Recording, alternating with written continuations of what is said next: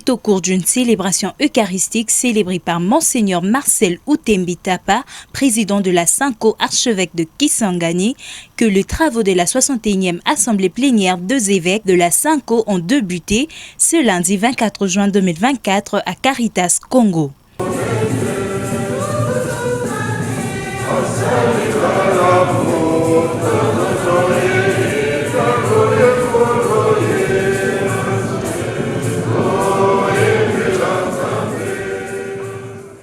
En présence de son éminence le cardinal Fridolin Ambongo, archevêque de Kinshasa, deux évêques des différents diocèses, ainsi que des secrétaires des commissions, que s'est tenue la réunion dans la salle Isidore Bakanja au sein de cet établissement où Monseigneur le président de la Sanko a déclaré ouvert ses assises. Je vous adresse mes salutations fraternelles et vous souhaite chaleureusement la bienvenue à la 61e session de l'Assemblée plénière de la Sanko. Considérant les points que nous allons aborder au cours de ces 5 jours de travaux, je vous remercie déjà pour la contribution que chacun de nous pourra apporter à ces assises. Sur ce, je déclare ouvert les travaux de la 61e session ordinaire de l'Assemblée plénière de la Sanko. C'est aux alentours de 11 h que l'Uniance apostolique et autres membres sont arrivés à la Caritas. Au nom de la Sanko, Monseigneur Marcel Outembi a souhaité la bienvenue aux représentants du pape. Toute l'Église famille de Dieu en RD Congo, nous vous souhaitons une cordiale bienvenue parmi nous. Aussi saisissons-nous la présente occasion pour exprimer aux successeurs de l'apôtre Pierre, le pape François, notre hommage de gratitude de vous avoir confié la mission des nonces apostoliques en RD Congo, notre pays.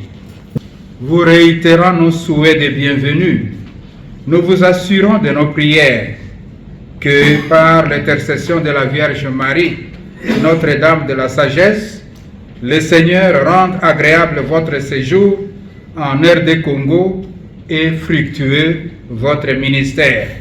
Prenant la parole à son tour devant tous les évêques, le nonce apostolique a présenté aux évêques la lettre de sa sainteté, le nommant nonce en RDC, et ensuite il a parlé de la situation tragique qui sévit à l'est de la RD Congo. Je voudrais vous remercier de cet accueil que vous avez réservé aux représentants du pape au Congo. Avant tout, je voudrais vous présenter les lettres recommandatrices dont le Saint-Siège vous informe formellement aussi de ma nomination comme le représentant du pape dans RD Congo. Merci beaucoup.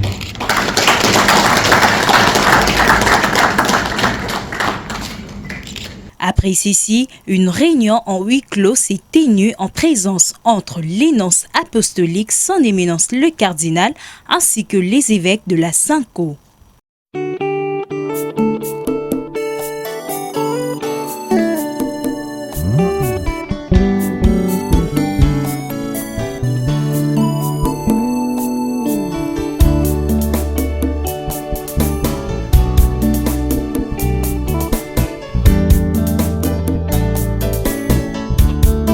Bien, je rends grâce à Dieu pour cette nouvelle charge qu'il vient de me donner. Je remercie son éminence le cardinal, les archevêques et les évêques membres de la Sanko pour le choix porté sur moi.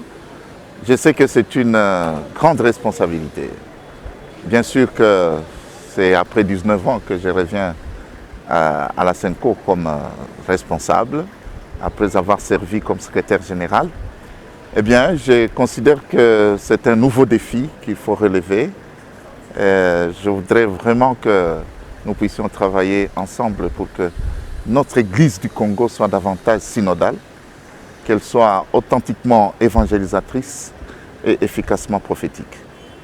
L'essentiel, c'est que la tradition que nous avons reçue de nos dévanciers, de nos prédécesseurs, puisse être perpétrée dans le calme et la concorde, tout en sachant que la mission de l'Église, c'est d'abord et avant tout d'annoncer, mais aussi de dénoncer de temps en temps, si les circonstances le permettent, mais nous voudrions vraiment que l'Église puisse rayonner dans notre société et qu'elle puisse conduire notre pays jusque, n'est-ce pas, à un avenir radieux.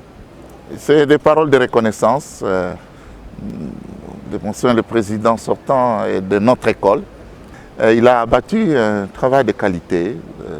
Je lui en suis personnellement très reconnaissant et nous avons toujours collaboré, hein, ça il faut le dire. Le président de la conférence épiscopale, c'est un coordonnateur. Et puis il est là pour modérer les débats, mais sinon, le travail de la présidence comme tel, c'est un travail d'abord qui est intrinsèquement lié à celui du secrétariat général, mais aussi qui est un travail synodal, vraiment de co-responsabilité avec les autres évêques. Et donc, moi je suis là comme arbitre, pas tellement arbitre, mais comme celui qui prend la place des autres, au milieu des autres, mais qui prend la parole au nom des autres en les consultant de manière syntonique. Et je pense que de cette manière, nous pouvons bien mener la mission qui nous est confiée. Qu'aujourd'hui, l'Église a une dimension synodale. Et il faut que chacun, là où il est, qu'il puisse bien assumer sa responsabilité et qu'il sache l'assumer dans l'excellence. Et j'attends aussi du peuple de Dieu son soutien spirituel. Conduire une conférence comme celle-ci, ce n'est pas une chose facile. J'ai donc besoin de la grâce divine, bien sûr, mais aussi de l'assistance, de la prière de tous les peuples de Dieu.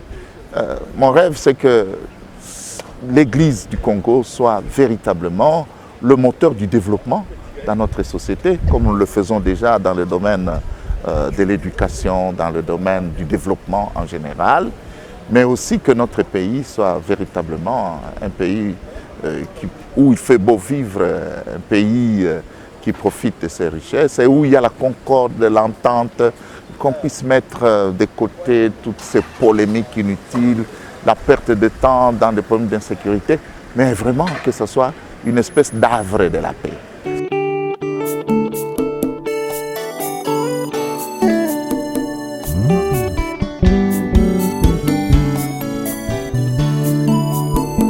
En pleine assemblée plénière qui prendra fin demain.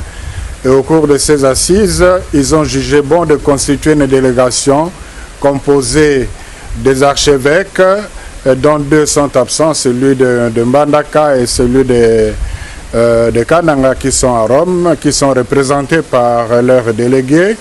Donc il y a les archevêques qui représentent les provinces ecclésiastiques, mais il y a aussi l'équipe sortante de la présidence, donc Monseigneur Marcel Lutembi et Monseigneur José Moko, président et vice-président de la SENCO, et aussi la nouvelle équipe qui vient d'être élue maintenant que la SENCO est venue présenter au niveau du chef de l'État. Il s'agit du président, l'actuel président de la SENCO, Monseigneur Fulgence Moteba, et Monseigneur Etienne Ongeun, qui est le premier vice-président, et Monseigneur Jean-Bertin Nandongue, qui est le deuxième vice-président. Les évêques ont jugé bon de venir échanger avec le chef de l'État sur la marche du pays. Vous savez que la préoccupation majeure des évêques, c'est le bien-être de la population congolaise, sur ce qui doit être fait en priorité au regard de ce que vit les Congolais aujourd'hui, sur les domaines où ils invitent le chef de l'État à donner davantage de son impulsion pour que ça aille mieux. Et je vous assure que c'était de toute beauté, c'était en toute responsabilité qu'ils ont échangé sur ces différents sujets. C'était vraiment dans l'harmonie. Le président de la République a démontré qu'il est conscient, il connaît son pays, il connaît les problèmes, il a reconnu l'objectivité de ce que les évêques lui ont dit. Il a promis son engagement, il demande à l'Église de continuer à l'accompagner en étant, comme il a toujours été, au milieu du village. Et la nouvelle équipe qui prend la présidence de la SENCO a aussi rassuré de son ouverture à travailler avec le chef de l'État pour le bien de la population.